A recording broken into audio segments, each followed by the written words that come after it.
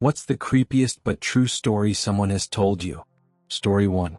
Back in 5th grade, I found a Pokemon-themed chat room on Yahoo. It was a glorious place. There were about 15 regular users, mostly 12 to 16 years old, and we had a blast role-playing as anime characters or making up stories. Over time, I got close to some of them, chatting on AIM or even talking by phone. Some of those friendships lasted 4 or 5 years. One guy was a bit eccentric, loved models and stories about creatures or monsters like Godzilla or Spawn. He also believed in things like the chupacabras, which I thought was silly but didn't mind too much. He lived in some remote Midwest state, which to my West Coast kid brain sounded like the middle of nowhere. After countless conversations, easily over 100 hours on the phone, he told me something that chilled me to the bone. He said he sometimes had episodes where he'd black out or dissociate, and when he came to, he'd find himself hurting animals or even young kids. He had cousins and neighbor kids nearby, and he admitted to harming some animals. My stomach dropped. I've always loved animals, so hearing that left me sick. He sounded like it was hard to share, saying I was one of the few he'd told, and then it got weirder. He said a family member or close friend decided it wasn't normal and might be some evil influence. They performed a cleansing ritual on him at night, in a dark room lit by candles, tying him to a bed in case he reacted badly. His voice broke as he described it, clearly reliving fear and distress. The creepiest part was the end. He said when the thing left his body, everyone heard something hit the floor under the bed, then scurry across the room, leaving claw marks in the wood. He told me this dead seriously, convinced it cured him and he never hurt anyone again. Honestly, I didn't know how to react. After that, I cut contact completely. I couldn't bring myself to talk to him again. Story 2. This one sticks with me the most. When I was about 7, my grandma was caring for a baby whose mother had serious issues with alcohol and drugs. The mom would leave her son, let's call him John, with my grandma for months, literally dropping him off and vanishing. Naturally, our whole family grew attached to him. He felt like one of us. One night, the mom showed up to take him with her boyfriend, both in bad shape.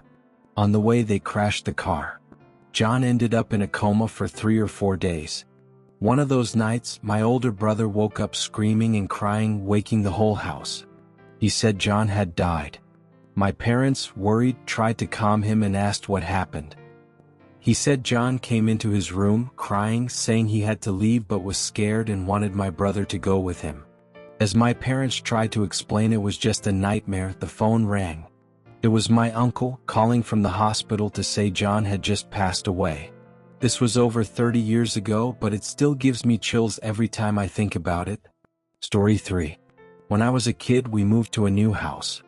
One of my earliest memories was that my brother's room was always freezing, but I didn't think much of it then. Years later, I moved into that room and it wasn't cold anymore. I asked my mom why it used to be so cold, and she told me that when we first moved in, my sister had that room. She had frequent nightmares and woke up with bruises on her legs and stomach. My mom also kept dreaming about a woman asking us to leave the house. She ended up doing some kind of ritual, and after that, everything stopped, including the cold. A few years later, my sister was getting married, and my grandma and 3 cousins I didn't know came to stay. My mom said my grandma didn't like visiting because she'd get sick every time. The cousins stayed in my sister's room, and after the second night they were terrified, saying someone kept trying to open the door. They saw the handle move multiple times, but no one was there when they checked. They came to my room asking to sleep there. I thought they were pranking me to scare me, so I played it cool. They slept in my bunk bed and I took the floor. That night, I heard the washing machine start. The laundry room was next to my room, so I went and turned it off.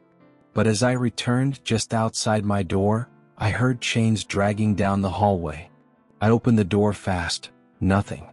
That shook me because, in all my years there, nothing like that had ever happened. I eventually fell asleep. The next morning, out of curiosity, I checked my sister's room. 2 things stopped me cold: black marks on the ceiling like footprints and one window open. The weird part? That window had a second pane installed backward, only openable from the outside, and we were on the second floor. You'd need a ladder to open it. After everyone left, nothing strange happened again. Later, I talked to my mom and she said something I'll never forget. This house doesn't like strangers, especially women. It all clicked. I rarely saw anything odd, just the cold room and the washing machine incident. But my grandma got sick every visit and my cousins had a terrifying night. Sometimes while sleeping I'd hear a baby crying thinking it was the neighbor's kid, so I ignored it. When we moved, my mom made me say goodbye to all the neighbors, even ones I didn't know. When I asked the family next door about their baby, they said they never had one. 7 years later, I visited the house. My old room was much bigger. I asked the new owner why, and he said the closet in that room had a hidden space behind it, which they removed to expand the room. I asked if they found anything in it. He said no. I don't know if that's related to the weird stuff, but it was another strange detail about that house. Story 4. About a year and a half ago, my lifelong best friend, over 15 years of friendship, and I went to my family's farm. It was after work, second shift, on a clear, crisp early fall night in Michigan. We were just chilling, talking, and stargazing when he asked a weird question. This place always had a strange vibe, like you're being watched. Did something bad happen here? I laughed and said I only knew stories from my dad. I told him that when my great-grandfather bought the farm in the 1930s, it was a family effort to keep it running. Relatives would help with chores and in return could hunt on the land. One cousin came, helped out, then asked to hunt raccoons at night. He got permission and went out after dark. The next morning, my great-grandfather noticed the cousin's vehicle was still in the driveway, though he should have left by then. It was still dark, but knowing the likely hunting spot, he went to find him. He walked to the backfield, called his name around a bend, and heard a strange, somewhat familiar voice reply. It chilled his blood. Something was off about the sound. He called again, and this time the voice was definitely not his cousin's. It sounded like a growling mimicry. He ran without looking back. At dawn, he gathered family and farm workers to search. They found the cousin's loaded but unused shotgun, his hat with brown liquid splattered on it, and nothing else.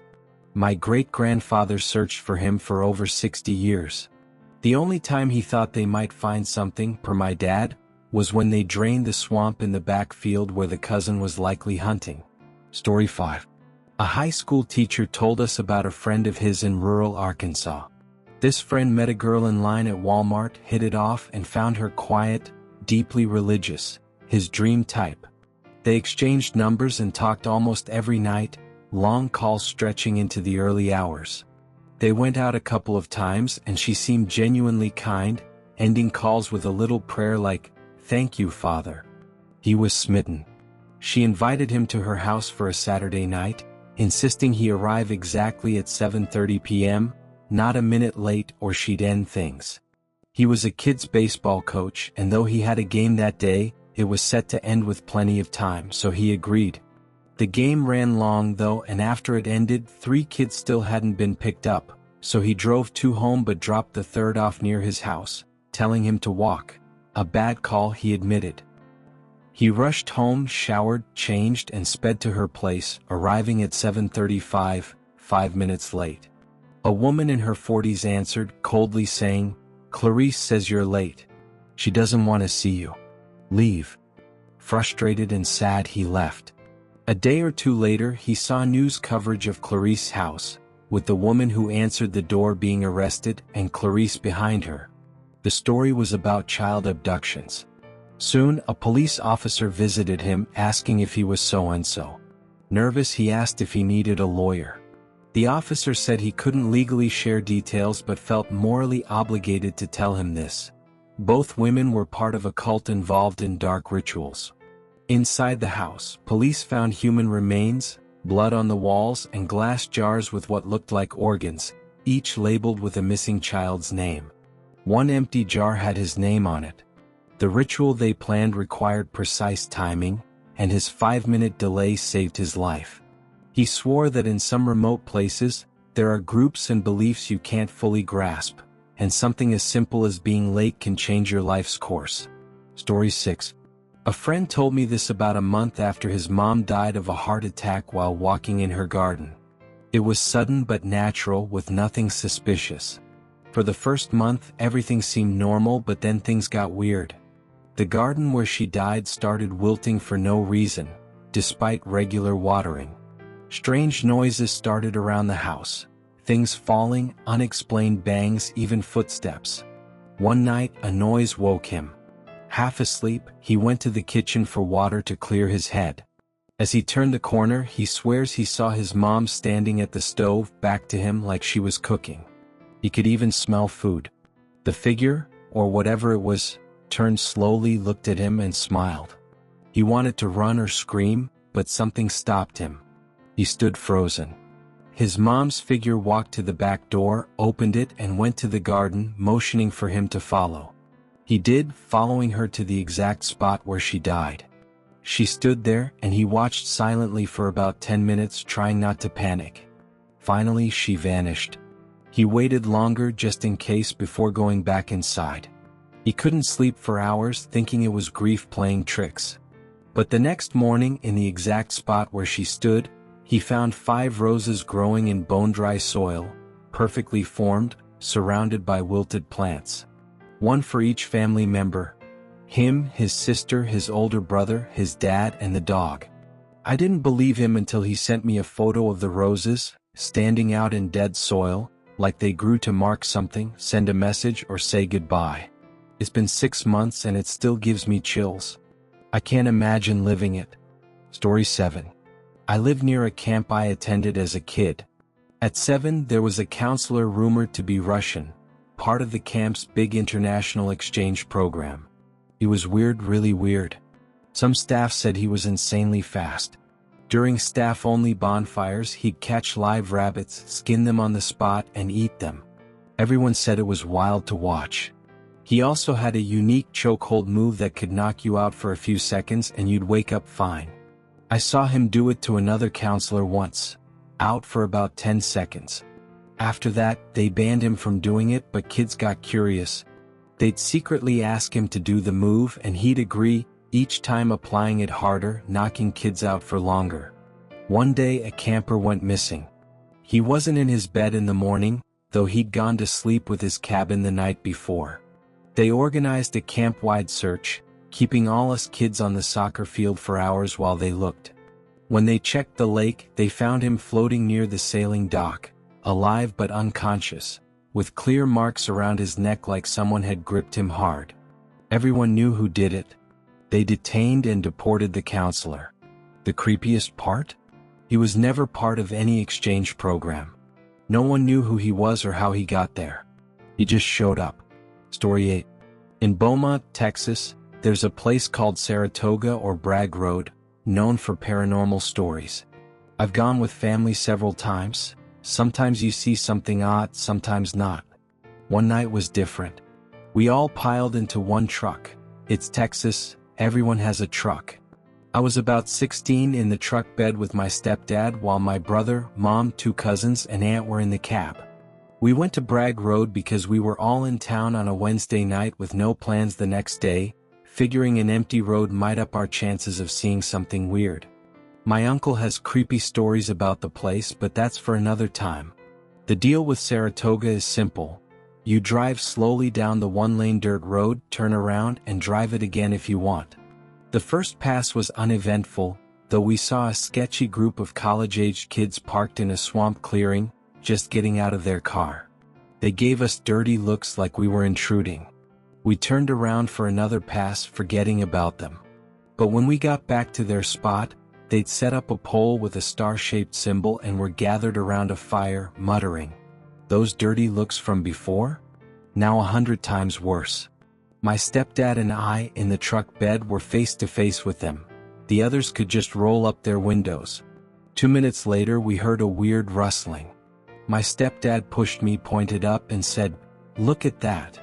Floating white lights, 2 to 3 feet wide, darted fast through the treetops, stopped about 20 feet above us, then swooped down. We panicked, banging on the window, yelling, "Go, go!" My aunt, driving, stopped to ask what was wrong, making us yell louder. We went from 6 miles per hour to nearly 50 miles per hour on a narrow, curvy dirt road. The lights followed, getting closer, with an eerie, high-pitched, ethereal hum that felt deeply wrong. When we reached the road's end, we piled into our cars without a word. We met at a gas station a few miles away, and everyone described the same lights, same sound. None of us have gone back since. Story 9. My grandma had the same nightmare her whole life. Walking down a long, dark hallway, turning left, opening a door, and seeing something awful, always waking up before seeing what it was. In her 40s, she went on vacation with her husband, my dad, and my aunt. Booking last minute, they got 2 rooms with single beds on opposite ends of the hotel floor. My dad woke up at 3 a.m. feeling something was wrong. He called out softly, "Dad?" No answer. He turned on the bedside lamp. "Dad?" Still nothing.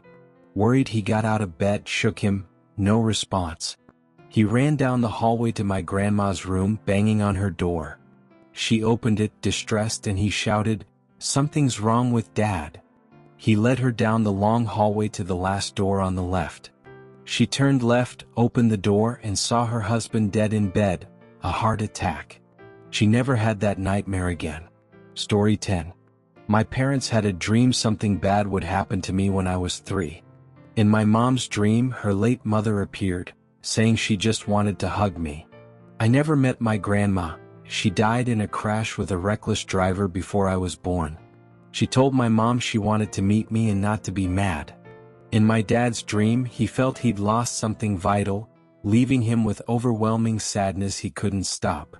Both woke up shaken but went about their day. My dad went to the store, came back, and parked the truck, an F-250.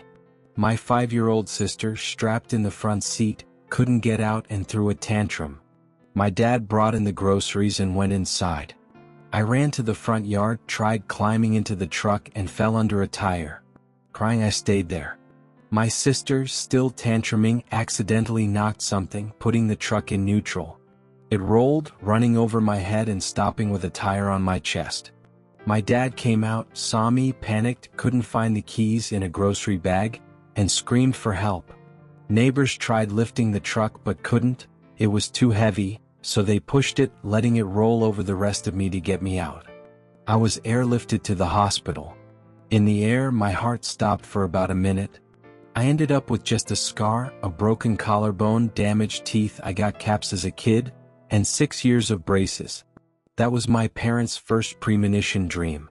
More came when my siblings were born. My younger sister's lungs collapsed at birth, and my little brother had health issues. Years later, my mom dreamed of her mother again, who said she'd hugged us all and everything would be okay. Nothing major has happened since, and I hope it stays that way.